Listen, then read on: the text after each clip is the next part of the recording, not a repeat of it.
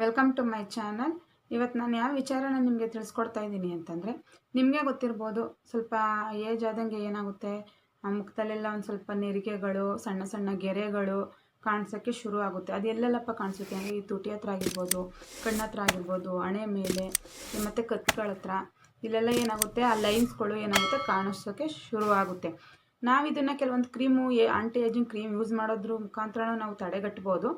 ಆದರೆ ಅದಕ್ಕಿಂತನೂ ನಮಗೆ ಅದು ಕೆಲವೊಂದು ಸೈಡ್ ಎಫೆಕ್ಟ್ ಆಗ್ಬೋದು. ನಮ್ಮ ಮುಖಕ್ಕೆ ಅದೆಲ್ಲ ಏನಾಗುತ್ತೆ, ಸ್ಕಿನ್ಗೆ ಅದು ಸೆಟ್ ಆಗದೇ ಇರ್ಬೋದು.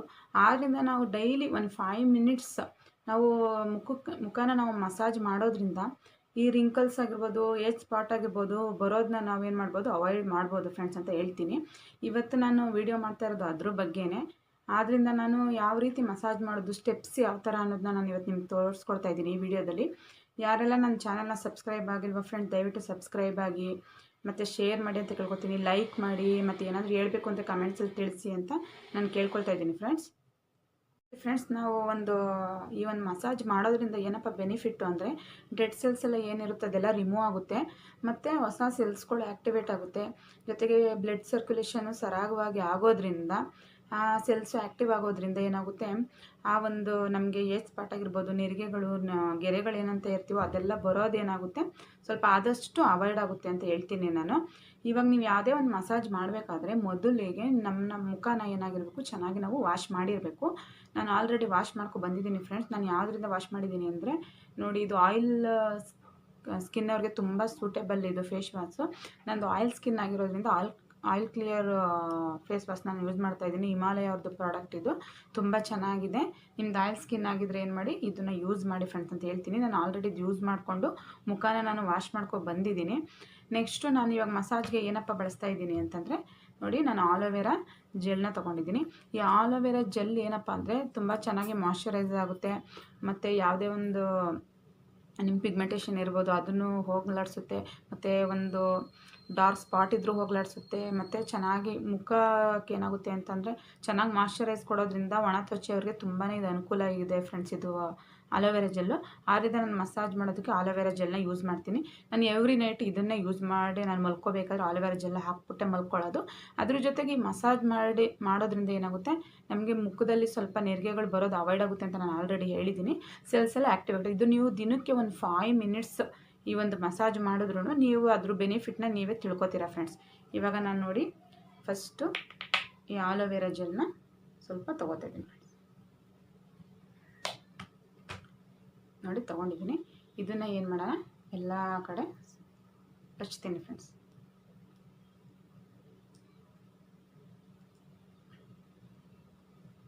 ಎಲ್ಲ ಕಡೆನೂ ಸ್ವಲ್ಪ ಈ ಥರ ಇದು ಮಾಡ್ತಾಯಿದ್ದೀನಿ.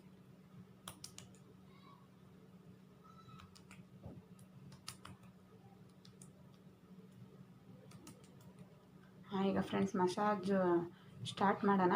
ನೀವು ಯಾವುದೇ ಒಂದು ಮಸಾಜ್ ಮಾಡಬೇಕಾದ್ರೂ ನೀವು ಕೆಳಭಾಗದಿಂದ ಮೇಲ್ಮುಖವಾಗಿಯೇ ಅದು ಮಸಾಜ್ ಮಾಡಬೇಕು. ನೋಡಿ, ಅಪ್ಪರ್ ಲೇಯರಿಂದ ನೋಡಿ ಈ ಥರ ಅಪ್ವರ್ಡ್ಸಲ್ಲೇ ಯೂಸ್ ಮಾಡಬೇಕು. ರೈಟ್ ಹ್ಯಾಂಡ್ ತೊಗೊಂಡು ನೋಡಿ ಈ ಥರ, ನೋಡಿ ಈ ಥರ ಕೆಳಗಡೆಯಿಂದ ಮೇಲ್ಗಡೆಗೆ ಮಾಡಬೇಕು ಮಸಾಜ್. ಈ ಥರ ಒಂದು 15 ಟೈಮ್ಸ್ ಮಾಡಬೇಕು ಫ್ರೆಂಡ್ಸ್. ಮಾಡ್ತಾ ಇದ್ದೀರಲ್ವಾ?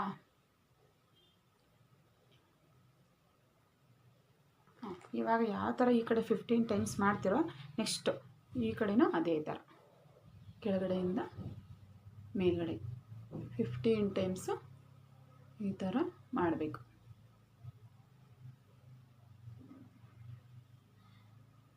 ಈ ಥರ ಈ ಕಡೆ 15 ಟೈಮ್ಸ್, ಈ ಕಡೆ 15 ಟೈಮ್ಸ್ ನೀವು ಅಪ್ಪರ್ ವರ್ಡ್ಸಲ್ಲಿ ಮಸಾಜ್ ಮಾಡಬೇಕು.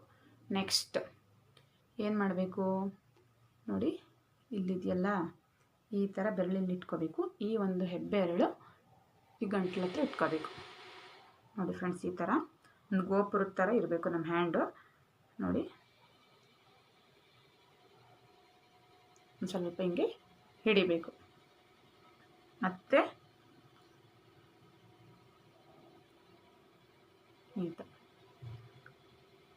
ಈ ಥರ ಒಂದು 10 ಟೈಮ್ ಮಾಡಬೇಕು. ಇಲ್ಲಿ ಒಂದು ಸೆಕೆಂಡ್, ಒಂದು ನಿಮಿಷ ಕಾಲ ಬಿಡಬೇಕು. ನೋಡಿ ಈ ಥರ.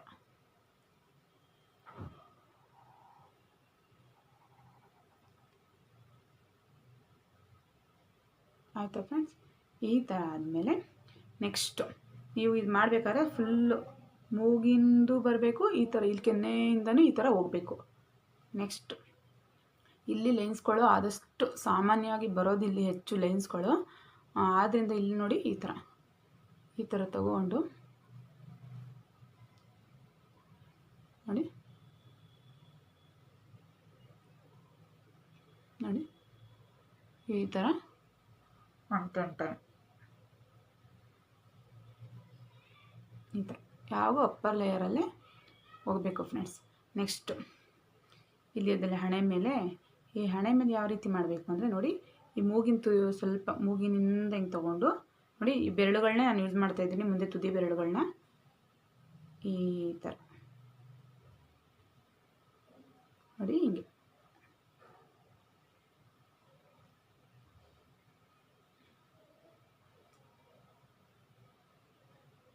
ಈ ಥರ ಒಂದು 10 ಟೈಮ್ ಮಾಡಿ, ನೆಕ್ಸ್ಟು ಈ ತುದಿ ಇರುತ್ತಲ್ಲ ಇಲ್ಲಿ ಈ ಥರ ಜಿಗ್ಜಾಗ್ ಥರ ಮಾಡಿ ಫ್ರೆಂಡ್ಸ್. ನೋಡಿ ಈ ಥರ ಜಿಗ್ಜಾಗ್ ಥರ ಮಾಡಬೇಕು ನೋಡಿ.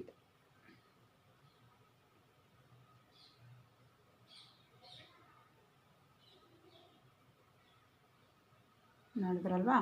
ನೆಕ್ಸ್ಟು ಈ ಒಂದು ಭಾಗದಲ್ಲಿ ಸಹ ನಮಗೆ ನೆರಿಗೆಗಳು ಬರೋದು ಸಹಜ. ನೋಡಬೇಕು ನೀವು ಈ ಥರ ಕೈನ ಫೋಲ್ಡ್ ಮಾಡಿ ನೋಡಿ, ಈ ಥರ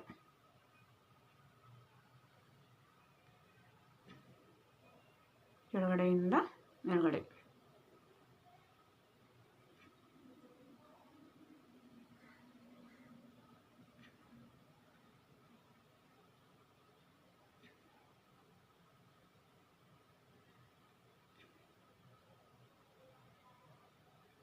ಈ ಥರ ಒಂದು 10 ಟೈಮ್ಸ್ ಮಾಡಿ ಫ್ರೆಂಡ್ಸ್.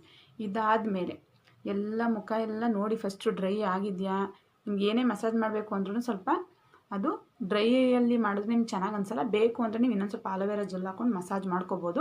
ನಾನು ಸ್ವಲ್ಪ ಆಯಿಲಿ ಸ್ಕಿನ್ ಆಗಿರೋದ್ರಿಂದ ಮುಖದಲ್ಲಿ ನೋಡಿ ಹಂಗೇ ನಾನು ಹಾಕಿರೋ ಆಲೋವೆರಾ ಜೆಲ್ ಅದೇ ಥರನೇ ಇದೆ, ಆದ್ದರಿಂದ ನಾನು ಅದಕ್ಕೆ ನಾನು ಇದು ಮಾಡ್ತೀನಿ. ನೀವು ಲಾಸ್ಟ್ ಇದೆಲ್ಲ ಮಸಾಜ್ ಆದಮೇಲೆ ಫಸ್ಟ್ ಏನು ಮಾಡೋದು, ಕತ್ತಿಂದು ನೆಕ್ಸ್ಟು ಈ ಥರ ಗೋಪುರ ಥರ ಮಾಡಿದ್ರಿ. ನೆಕ್ಸ್ಟ್ ಏನು ಮಾಡಿದ್ರಿ, ಈ ಥರ ಈ ಒಂದು ಗಲ್ಲದಿಂದ ತಗೊಂಡು ಈ ಥರ ಮಾಡಿದ್ರಿ. ನೆಕ್ಸ್ಟು ಹಣೆ ಮೇಲೆ ಮಸಾಜ್ ಮಾಡಿದ್ರಿ, ಜಿಗ್ಜಾಗ್ ಮಾಡಿದ್ರಿ.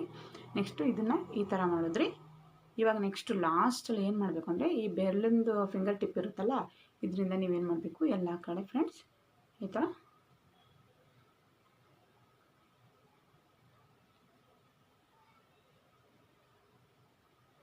ಎಲ್ಲ ಕಡೆನೂ ಈ ಥರ ಸ್ವಲ್ಪ